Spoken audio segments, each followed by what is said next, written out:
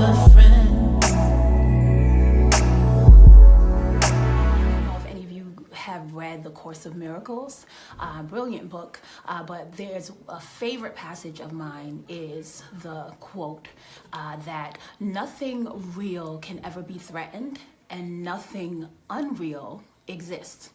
And for me, when I read that passage, I've always been a person when I was young girl, because of not having my parents when I was, in my childhood at a young age. I've always craved for peace, and also seeing the people who were in my life that took the, guardianship over me, kind of go through life in much conflict and stress and strife. I always sought for peace. So this, becoming much older and going into that passage, it brought me so much peace, because it made me understand that the essential things in life that is within us can never be penetrated, so I knew that when certain experiences that I was having and processes that I was going through, that those, whether it was anxiety that was coming to me, whether it was negative thoughts or depression, I knew that it was swarming around me, but it could never really penetrate what's impenetrable, and our capacity to love, our spirit, all the things, our faith and our purpose. Those things cannot be broken. Only what happens is that there's false threats that come to us, and if we choose to believe them, if we accept those false threats, and that goes for life and relationships, then we'll surrender to them. But they're really false threats, because what we're made up of is truly impenetrable. So I don't want to take it all over, because I want Ashley to say something too. Mm-hmm. So I thought Ashley would be great in doing this video, because she's actually starting a blog that is talking about that, and I thought it's such a brilliant idea, because so many people suffer from anxiety and depression, and right now our society, I'm not against medicine or anything like that, but most of the times they're just medicating people, and that deals with only one level of of who we are. We're multidimensional, but what about, having to deal with the emotions, the spiritual aspect of it? So I'll let Ashley go. Well, for starters, I completely agree with what you were saying, especially that quote. I've never heard of it before, but it really resonates, right? It definitely does. Simply because, like you were saying, the false threats, because what I experienced with my anxiety and depression, especially in college, there would just be these constant voices in my head just saying, and I would think they were my voices in my head. Just that's how it's trying to sell it to you, right? Exactly. And just exactly berating me and just saying all these horrible things to me, to kind of just bring me down to a horrible place. And I would think that those voices are telling me, oh, your parents, you're such a burden on them, and your friends don't care about you, and this and that. And it's, at the core of it, it's your parents, of course they still love you. Oh, absolutely. And your friends, your true friends, are there for you no matter what. They're still supporting you. They still love you.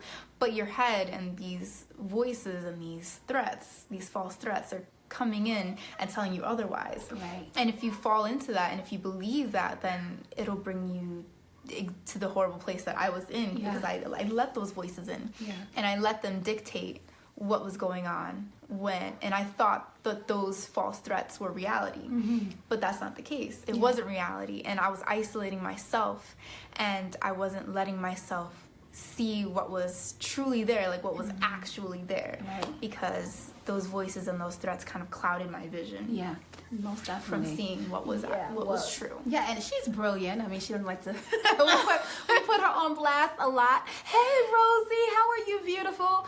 We put her on blast a lot, but she's brilliant. I mean, she while she's going through this, she was at NYU. So can you imagine, in Ivy League school and the pressure that comes along with that, and after you graduate from Ivy League school, people expect for you to do great things, and so what I'm saying is that her circumstance, it didn't matter, you know what I mean? Because people would look at you like that's the ideal circumstance. You're in Ivy League school, you're brilliant, but internally she's going through all of this anxiety and stress. And so that's why I think it's so important, because there's so many people walking around dealing with the anxiety and stress.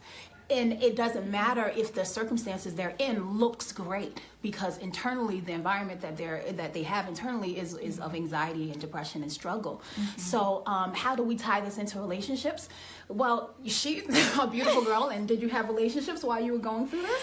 Yes, I was in a relationship back then. Right, and that relationship, how did it ended? It did end. It ended because, you know, when we're experiencing the anxiety and depression, you know, depression and negative thoughts, it's going to affect the environment of your relationship.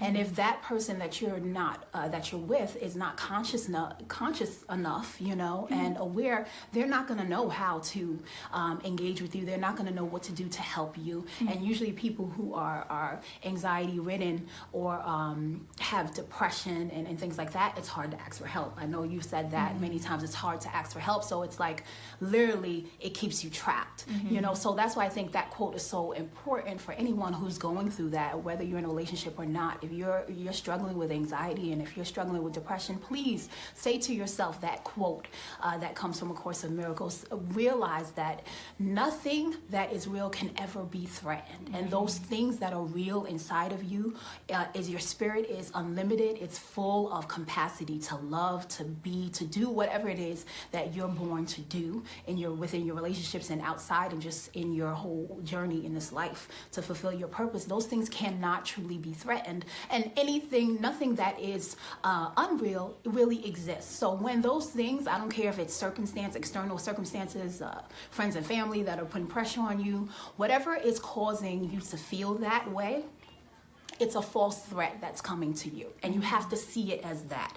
And so whether you have to look inward to realize, like, okay, what I have is powerful inside of me, what I have is undeniable, what I have inside of me is impenetrable. And if you're a couple that have dealt with brokenness, maybe brokenness of trust or mutual respect, whatever it is, understand, if you guys have chosen to commit to love, and if you have chosen to say, you know what, we're going to stand with each other and we're gonna be side by side and realize the things that we've went through and experienced are just false threats that are swarming around us. But what we have inside of us, if we're gonna connect to those impenetrable things, that we will stand in the end. So I hope this video helped you all. And as always, I love to say, and you know my slogan is, until next time, always remember to live to love freely.